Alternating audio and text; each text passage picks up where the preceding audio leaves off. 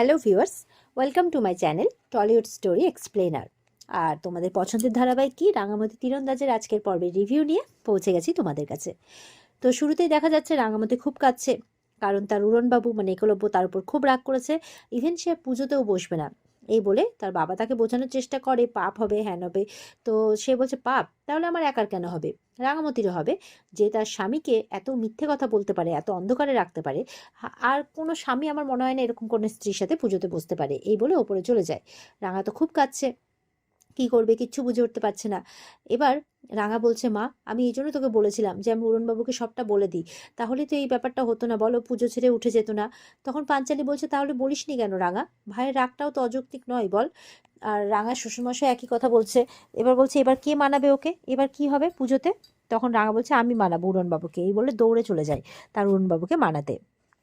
এদিকে প্রমিতা, আরেকটা যে রাঙা আছে, তাকে ফোন করে বলছে, তোমাকে বারবার করে বলা হয়েছিল যে তুমি একটু আড়ালে থেকো, তোমার উপরে নজর রাখা হচ্ছে, কি করে তোমার ভিডিওটা বানিয়ে ফেললো বলো তো। বলছে আমি কি করব বল, আমি তো নিজেকে আড়ালেই রাখি, এখন কে কোন দিক থেকে এসে কি করে নিচ্ছে আমি কি করে বলবো।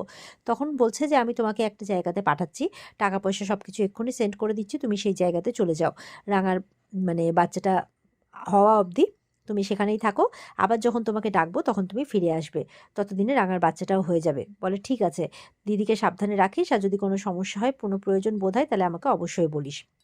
এই বলে ফোনটা রাখে। তখন পেছন থেকে নবারুণ, সে শুনে ফেলে আর প্রচণ্ড রেগে আছে। বলছে ছি, কী সব যে করে বেড়াচ্ছ, আমি পরিষ্কার বুঝতে পারছি রাঙার যেরকম একটা অন্য রূপ আছে, ও সংসারের বাইরে অন্য কাজ করে, তেমন ঠিক তোমারও একটা অন্য রূপ আছে। তুমি পরিবারের সবাইকে অন্ধকারে রেখেছো, তোমরা শাশুড়ি বৌমা মিলে যে কি করছো কে জানে, আমাকে তো কোনো কিছু বলার প্রয়োজন বোধ করো না। তো প্রমিতা অনেক বোঝানোর চেষ্টা করছে, কিন্তু নবরুণ আর শুনতে চাইছে না, মানে মনটা ভেঙে গেছে। কারণ এত কিছু লুকোচ্ছে তো আর ভালো লাগছে না, বিশ্বাস করতেও ইচ্ছে করছে না। নবরুণ বলছে বুঝতে পারি না আমাদের সম্পর্কটা ঠিক কোন জায়গায় আছে। প্রমিতাও কাঁদছে। এই বলে নবরুণ চলে যায়। প্রমিতা চুপ করে থাকে। এদিকে দেখা যাচ্ছে রাঙামতি আর তার উড়নবাবু শুয়ে পড়েছে, মাঝখানে ইয়া বড় একটা বালিশ রাখা। আর একবার রাঙা তার উড়নবাবুর দিকে তাকাচ্ছে, একবার একলব্য তার রাঙার দিকে তাকাচ্ছে, আবার মুখ ঘুরিয়ে নিচ্ছে। তো রাঙা তো হাসছে। এবার বালিশটাকে সরাই মাঝখান থেকে, একলব্য ঘুরে গেছে রেগে। আর রাঙা বারবার করে একলব্যকে জড়িয়ে ধরছে, একলব্য ততবার হাতটা ছিটকা দিয়ে ফেলে দিচ্ছে। এবার উঠে বসেছে, বলছে শোনো রাঙা, আমি তোমার প্রতি যা যা দায়িত্ব কর্তব্য আছে আমি সবটাই করব, আমার দায়িত্বে কোনোদিনই কোনো ত্রুটি থাকবে না। কিন্তু তুমি আর মা মিলে যে মিথ্যে কথা বলেছো, যে অন্ধকারে পরিবারকে রেখেছো, তার জন্য আমি কোনোদিনই তোমাদেরকে ক্ষমা করতে পারবো না। হ্যাঁ, আমাকে জোর করবে না প্লিজ, আমার যদি কোনোদিনও মন থেকে মনে হয় আমি তোমাদের ক্ষমা করতে পারবো, আমি করে দেব। তো রাঙা বলছে শোন উড়নবাবু, তুই তো সবই জানিস বল, যে আমি তো সেই সময় সিচুয়েশনটা সেরকমই ছিল, আমাকে তো অনেক গোপনীয়তা, দেখিস না কতজন কত স্পাইরা যে কাজ করে, তাদেরকে তো কিছু গোপনীয়তা রাখতে হয় নাকি, না তার তাদের পরিবারকে সব কিছু বলে দেয়, তাহলে কি কাজটা হবে তুই বল, গন্ডগোল হয়ে যাবে না? তুই তো বুঝিস বল, আর এটা তো সরকারি কাজ, পুলিশের কাজ, তো এখানে কিছু জিনিস গোপন রাখতে হয় না? আর তুই তো ওরকম মানুষ নোস যে তোর রাঙাকে কথায় কথায় সন্দেহ করবি। হুম, এই বলে তার উড়নবাবুকে বোঝাচ্ছে। তো তার উড়নবাবু বলছে আমার এখন কথা বলতে ইচ্ছা করছে না, আমি শুয়ো, এই বলে শুয়ে পড়ে। এবার রাঙা বলছে ধুর বাবা, খালি রাগ এই মানুষটার, কবে যে রাগটা পড়বে কে জানে। আর উড়নবাবু ওদিকে ঘুরে ঘুরে কিন্তু হাসছে, আর এদিকে রাঙাও রাগের পর কিছুক্ষণ একটু মুচকি মুচকি হাসছে। তো এরপরে দেখা যাচ্ছে কিছু মাস কেটে যায়, রাঙার স্বাদের অনুষ্ঠান, রাঙার স্বাদ দিচ্ছে, আর ওর শাশুড়ি মা সমস্ত নিয়মকানুন করছে। এরপরে পায়েস খাইয়ে দিচ্ছে, সবাই ওখানে বসে আছে গোল করে। এরপরে পাঞ্চালি, তারপরে অদিতি, একে একে প্রত্যেকেই স্বাদ খাওয়াচ্ছে। তারপরে এবার আবার ওর মা আসে। তো এসে এবার খাবারগুলো সামনে এগিয়ে দিচ্ছে। পাঞ্চালি বলছে রাঙা, সব খাবার কিন্তু খেয়ে নিতে হবে। ওর মা বলছে হ্যাঁ, সব রাঙার পছন্দের খাবার, নে এবার খেয়ে ফেলতো। এবার রাঙা কিন্তু খাবারটা খেতে শুরু করেছে, আর যেই খাবারটা খেতে শুরু করেছে অমনি তার লেবার পেন শুরু হয়ে গেছে। এবার তো মা বলে চিৎকার করে উঠেছে। তখন ওর মা বলছে এই বোধহয় লেবার পেন শুরু হয়ে গেছে, গাড়ি বের কর আক্কু, গাড়ি বের কর। এই বলে সবাই মিলে ছুটোছুটি গাড়ি বের করছে, আর এদিকে রাঙাকে তখন ধরাধরি করে আস্তে আস্তে সাবধানে করে মানে রাঙাকে গাড়িতে তুলেছে, এবার হসপিটালে নিয়ে যাচ্ছে। এবার কিছুক্ষণের মধ্যে হসপিটালে পৌঁছেও যায়, রাঙা অ্যাডমিট হয়ে যায়।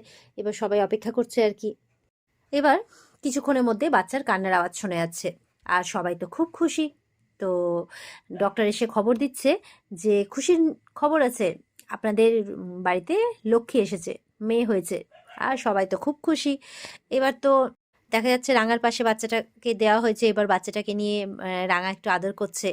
আর কিছুক্ষণের মধ্যেই দেখা যাচ্ছে একলব্য সেখানে গিয়ে উপস্থিত হয়। তো একলব্য বাচ্চাটাকে মন ভরে দেখছে, আর রাঙা একলব্য দুজনেই আর কি বাচ্চাটাকে আদর করছে। এরপরেই দেখা যাচ্ছে রাঙা ডিসচার্জ হয়ে যায়, এবার সে বাড়ি ফিরেছে বাচ্চাটাকে নিয়ে। সবার তো খুব খুশি। তো রাঙার শাশুড়ি মা রাঙার বাচ্চাটা আরতি করে দিচ্ছে, খুব মজা। তাদের নতুন অতিথি বাড়িতে এসছে, লক্ষ্মী বাড়িতে এসেছে, আকুরও আরতি করে দিচ্ছে, মানে একলব্যেরও আরতি করে দিচ্ছে। এবার দেখা যাচ্ছে যে এইসব মিটে গেলে ডক্টর একলব্যকে ফোন করে তার কাছে ডেকেছে। তো একলব্য বলছে যে, বলুন আপনি আমাকে ডাকলেন? বলে, হ্যাঁ আসলে আমিও ব্যাপারটা জানতাম না, মানে কালকে রাত্রেই আমার কাছে রিপোর্টটা এসেছে আর কি। তো তখন রাঙা আপনার ওয়াইফ ছিল সামনে, আমি বলতে পারিনি, সেই সময়টাতে আমি বলতে পারিনি আর কি। বলছে এটা নিয়ে আমার আসলে চিন্তা ছিল, সেই জন্য আমি এই কথাটা বলার জন্য আপনাকে আলাদা করে ডেকেছি। এবার ডাক্তার যত এরকম কথা বলছে তত কিন্তু একলব্য ভয় পেয়ে যাচ্ছে। তো একলব্য বলছে, কিসের রিপোর্ট, মানে আপনি কি বলছেন আমি ঠিক বুঝতে পারছি না। আপনি তো বলেছিলেন যে মা আর বেবি দুজনেই নাকি নর্মাল, ভালো আছে। বলে, হ্যাঁ আমি বলেছিলাম, অবশ্যই বলেছিলাম। যে কিন্তু আপনার ওয়াইফের ডিউরিং প্রেগনেন্সি একটা গ্যাস ওনার শরীরের ভেতরে গেছিল, এটা আপনার মনে আছে নিশ্চয়ই।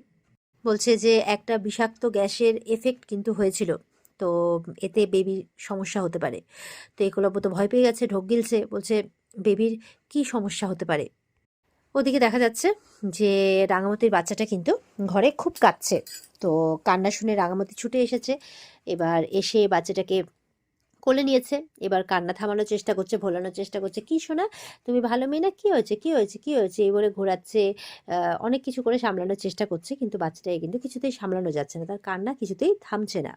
ওদিকে ডক্টর বলছে যে দেখুন, নিউ বর্ন বেবির যে হার্টবিট হয় তার থেকে আপনার বেবির হার্টবিট কিন্তু অনেকটা বেশি। এটা শুনে তো একদম আঁতকে উঠে একলব্য ভয় পেয়ে যায় প্রচণ্ড। বলে, মানে কি বলছেন? বলে, হ্যাঁ মানে বলতে পারেন যে অস্বাভাবিক হার্টবিট যাকে বলে। আমি বলছি না যে সে বিষাক্ত গ্যাসের জন্য এই এফেক্টটা হয়েছে, অনেক সময় নর্মাল ডেলিভারিতেও কিন্তু এই প্রবলেমটা হয়। তো বলছে যে এই হার্টবিট অস্বাভাবিক হওয়ার জন্য কিছু সমস্যা হতে পারে। বলছে একলব্য বলছে, কি ধরনের সমস্যা? বলছে যে ওকে সামলানো মুশকিল হতে পারে। আর ওদিকে দেখা যাচ্ছে সত্যি সত্যি রাঙা মানে বাচ্চাটাকে সামলাতে পারছে না, মানে এত কাচ্ছে ওকে সামলে রাখা যাচ্ছে না। আর একলব্য তো প্রচণ্ড ভয় পেয়ে যায় শুনে। আর এখানেই কিন্তু আজকের পর্ব শেষ হয়ে যায়। তো এই ছিল আজকের পর্বের রিভিউ। আশা করি তোমাদের ভালো লেগেছে, আর ভালো লেগে থাকলে পর্বকে লাইক কমেন্ট করে কিন্তু জানাতে ভুলবে না, আর আমাদের সাথে জুড়তে চ্যানেলকে কিন্তু সাবস্ক্রাইব করতে ভুলবে না। দেখা হচ্ছে তোমাদের সাথে আগামীকালকে। সবাই খুব ভালো থাকবে। আজকের মতো পর্ব এই পর্যন্তই। বিস্তারিত দেখতে অবশ্যই কিন্তু স্টার জলসার পর্দায় চোখ রাখবে। তাহলে ভালো থেকো সবাই। টাটা।